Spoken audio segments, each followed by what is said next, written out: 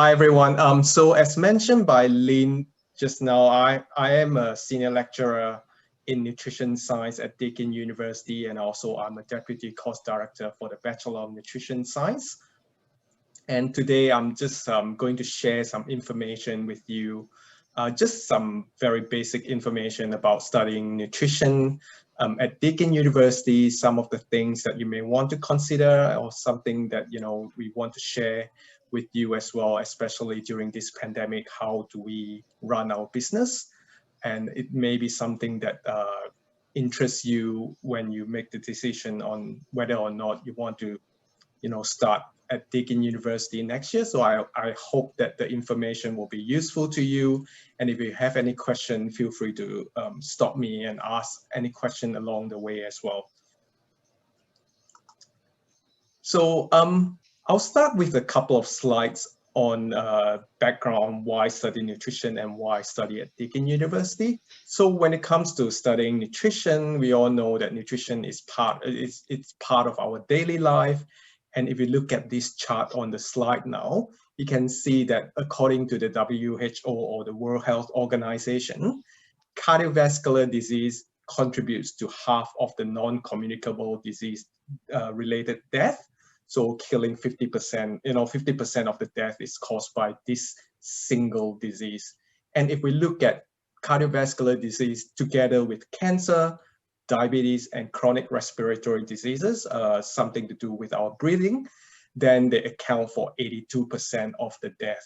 So you can see that 4 diseases are actually causing 80% of the death in our world.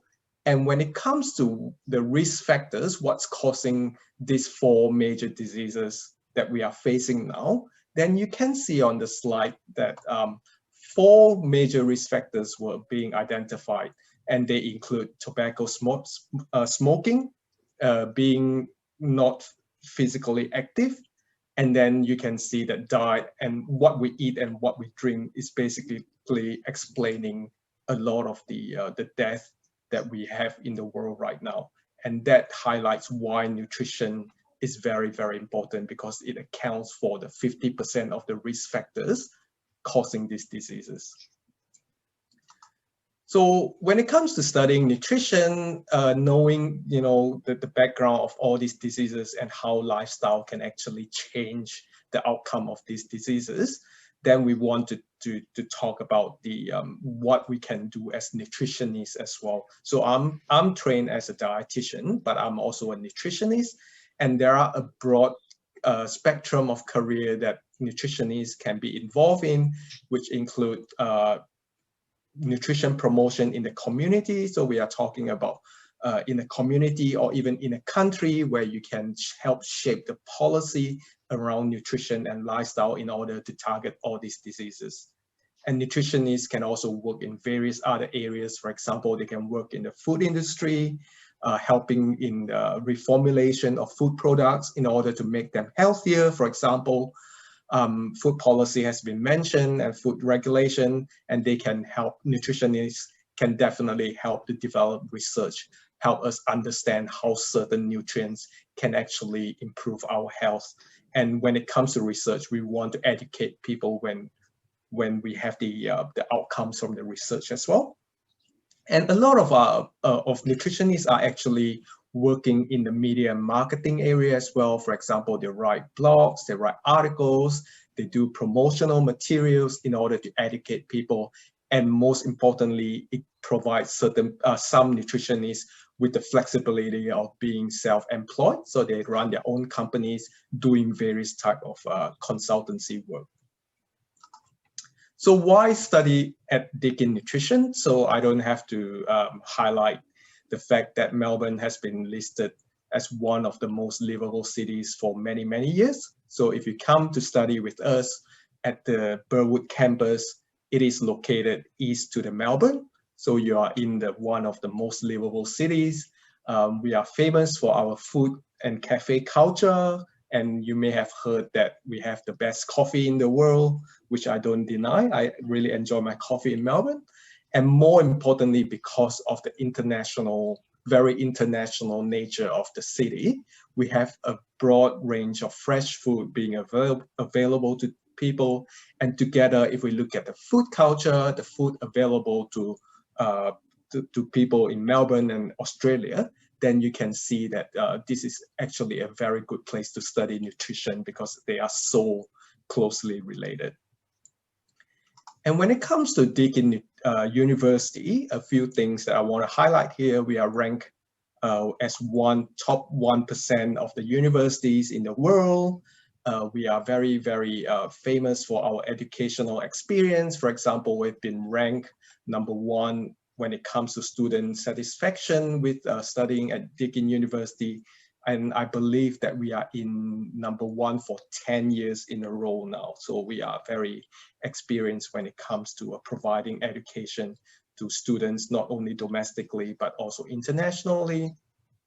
And if you are not aware, we have been conducting teaching or running our business for 40 years in the online teaching environment. So we are very, very experienced when it comes to delivering different learning materials, both face-to-face and also online as well. So this is way before the COVID situation. So those are a few things that I want to highlight. And when it comes to Bachelor of Nutrition Science, what you see on this slide is basically what we call a course map. So what are the subjects that you will be taking if you study nutrition at Deakin University? So the wordings are a little bit small. I apologize for that, but I will try to explain or highlight a few important points here. So if you sign up for, or if you enroll in the Bachelor of Nutrition Science, there are 12 core units that you'll be taking, and I've highlighted them in the pink boxes, as you can see, and they are distributed quite evenly throughout the first, second, and the third year. And on top of that, there will be 6 elective units, or what we call major sequences, and I'll explain to you what they are.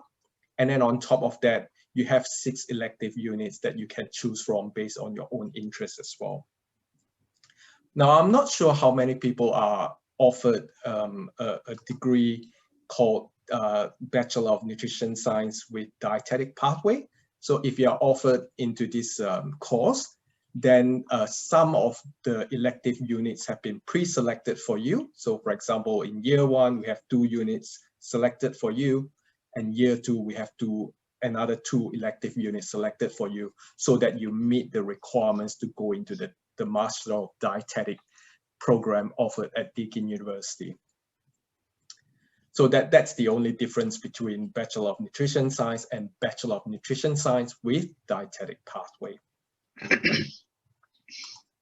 And I mentioned just now major sequences. So those are the 6 units coming from our school, Health Nutrition Sciences. And there are a number of major sequences that you can choose from. So that is something that is quite flexible. You can choose what is interesting to you, and you can also tailor it based on your own interests or your career needs in the future. So to give you an example, we have the food innovation major sequence, where you take units like food safety, food analysis, sensory, evaluation of food. You learn about food manufacturing, you learn about consumer behaviors, and also trend in product development. So those are the 6 units packaged under the food innovation major sequence. And if you complete that, you are also qualified to become a member of the Australian Institute of Food Science and Technology.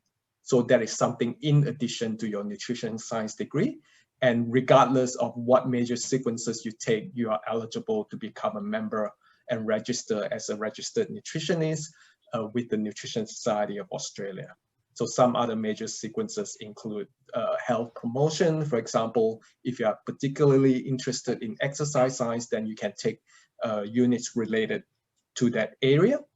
And then of course we have psychology as well, if that's something of interest. So when it comes to elective, this is something that I also want to highlight, is that again, as mentioned earlier, you can tailor what you want to learn based on your needs and also your interests. And this is another good example of an elective unit that you can take, or we actually highly recommend our students to complete this unit. And it's called Food and Nutrition Practicum, where you are given the opportunity to go to different places or different organizations and do placement with them. And you spend about 100 hours with the institution or the organization that you choose in order to get hands-on experience, which prepare you for your future job. So here on the slide, you can see a number of examples of who we partner with, and they range from, for example, the government, Victoria Health. We have non-NGOs like Celiac Victoria and Tasmania, Diabetes Australia, and also we have food industry as well, if that is something that you are interested in. So we have Peters, Mars, McCormick's, for example. So again, you can see that we try to make it more flexible for the students, and we want it to tailor to students' needs as well. That's something that we do well. And instead of just focusing on study, we also encourage our students to be active as well outside of study, and we want them to experience campus as well. And we have this Food and Nutrition Student Club within our university as well. It is a very vibrant and very dynamic student association. Anyone studying nutrition can sign up as a member, and you just pay $5 a year as a member. And by doing that, you get peer support, you get in touch with all the peers studying at various stages of the nutrition degree, and you can talk to them and get experience, exchange ideas and things like that. So the peer support is there. We also distribute career information through this association regularly. So if there's an opening, a job opening, we usually advertise through this association. We also announce placement opportunities. If a place is looking for students to do placement, then you usually will be the first one to get the information if you are a member of this society. And also we have other events and networking opportunities, and I'll highlight one of them later. And they have the Facebook group as well if you want to check them out. So you just go to Facebook and look for Fans at Deakin, and that will give you a little bit of idea of what kind of activities they do. So another thing that we do well, and I do want to highlight at Deakin University, is the student career support. We do have dedicated group of people helping the students or preparing the students for their future career. And that is again based on your personal interest, what area you want to go into after your graduation. And this service is available to students not only when they are a student with us, but also after the graduation as well. So it's almost like a lifelong support. And they do provide a lot of resources, and we do incorporate some of the activities into our teaching as well, so that throughout the first, second, and the third year of the degree, you get to learn, you get training when it comes to preparing for job. And as mentioned earlier, we do have career night that we distribute the information through the student society as well. And we encourage students to come and listen to people or nutritionists working in different areas to learn about their jobs and whether there's something that you want to do in the future. And Deakin Talent also has supports like 24/7 resume review. So you just submit your resume online, and then they can screen or review your resume and provide you with feedback in order to improve on your resume and also your chances of getting employed. And we have the job application review as well that we can help with. So you can see that, you know, we don't only teach the knowledge, but we also prepare students for future careers. And finally, I just want to talk about in light of COVID, there may be some restriction when it comes to starting your degree with us early next year. So this is a course map that I want to show you that is modified because of the COVID-19 situation. So basically, there's an option where you can consider to start with 1 unit in trimester 1. So that's HSN 105, where you can study fully online before the borders open up. If the border opens up in July, for example, then you can come over and start with the trimester 2 and then do the 3 remaining units in trimester 3. So that won't delay your study too much, and at the same time give you a taste of how it is like studying online at Deakin University. So I encourage you to consider this option. I'll pass that back to Lynn. Thank you, Ian. That's very comprehensive information. I always learned from your presentation each time. We are very lucky to have our two outstanding students, Jamie and Valeria. Both of them are our outstanding students. Most importantly, they are passionate about food and nutrition. So we will start with Jamie, if you would like to share a bit of your experience and your journey. Thank you. Yeah, for sure. So I just finished my honors year, which has been exciting with Valerie. It's been a very interesting journey. I'm pretty sure she would also agree because we all did it online. But my 3 years at Deakin has been fun. Like I that's me personally anyways. I enjoyed going to the lectures, which you will all get to experience as well in your second semester. And I just think that in regard to what specifically it is that I enjoyed most about Deakin is that I made it a point to really talk to all my lecturers. And I really enjoyed how they're very open to interact. During my 3rd year, I got a volunteer position with Home Economics Victoria to write programs for high school kids here in Victoria when it comes to like teaching them about nutrition. So I wrote like teacher programs that would go out to high schools throughout Victoria, and this was through one of my lecturers at Deakin. So if there's any if I'm able to give advice, it would be talk to your lecturers. I think through them you'd be able to figure out, you know, if you're unsure of what you want to do, you might get some ideas through them. So yeah, it is a good Deakin has a good selection of courses that you're also able to choose from as well. So, you know, if you're unsure, again, if you're unsure of what you wanted to do, just like I was during my 1st year, I kind of picked, you know, some food science units, and then I picked some more dietetic pathway units, and at the end I chose food science. But I think having this variation makes Deakin stand out from all the other universities.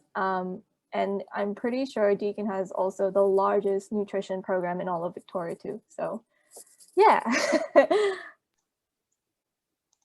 think that's all from me. Thank you, Jamie, for sharing. Valeria, I understand that you are working today. Thank you so much. Oh, it's fine to because attend the I'm on session. break right now, so. I have a break. Okay. So a lot of our students, doesn't really matter for international students, domestic students, they are really trying hard during their study, and then during the study are working part-time and study full-time. So, and it's just a really, two of them are just a really good example of our international students. So Valeria, would you like to share a bit about your journey today? Yeah, sure, Thank you. Okay, so hi everyone, my name is Valerie. Sorry for the background. I'm actually like in the middle of break from work. But anyway, so hi everyone. Similar to Jamie, I also studied with Deakin in my bachelor's, and then continued my study in Deakin as well in honors. So I pretty much stuck with Deakin for the rest of my life. But anyways, so I'm from a food science background. So I did Bachelor of Food and Nutrition Science, major in food science, but they recently just, I think from last year, they changed the food science into food innovation. So I agreed with Yan where Deakin has provided a lot of placement opportunities. So the unit that Dr. Yen mentioned just now was the practicum unit. So in case that you didn't get offered one of the placement from that unit, it's okay, because I think me and Jamie also like head towards the other unit, which is the volunteering unit. So basically what it does is that you are able to find that you just need to find your own company. So what I did was I found like a food industry which they manufacture, which is responsible for manufacturing ingredients, which is called Fibrosol. So I did my placement with them, and then in the end of the day, I learned a lot of things, especially the behind the scenes of how all the ingredients were manufactured and how all the ingredients were being packaged, and food quality, quality assurance and everything. So I really appreciate this opportunity. And what Lynn said just now about working part-time. So I did work part-time as well during my second year in my bachelor's. I do agree that it's really tough, but it's also pretty interesting as well, because you are able to like learn how to manage your time. Because during my second year, besides studying, working part-time, I also joined a club called the Malaysian Club. So I was also part of a committee. So what I need to do, I need to juggle like my personal time. I need to juggle my studies, my club time, as well as my work together. So it's a really tough year for me. But in the end of the day, I really like you are able to learn a lot of soft skills, sharpen up your skills, and build up your connections in overall. So yeah, basically, it's pretty interesting to study in Deakin. And one advice from me was that to join a club, because like I feel that through joining a club, you're able to meet a lot of friends and build up a lot of your connections. So, and at the same time, you also can like have a lot of fun and meet a lot of people. So yeah, thank you. Thank you, Valeria. It seems you lived very hard. Congratulations. I heard that you have just received a conditional offer for PhD. Yes. That's a really great achievement. And so it's a time for question. So please feel free to unmute yourself and to ask any questions. And I will stop recording. Thanks, everyone. Yeah, feel free to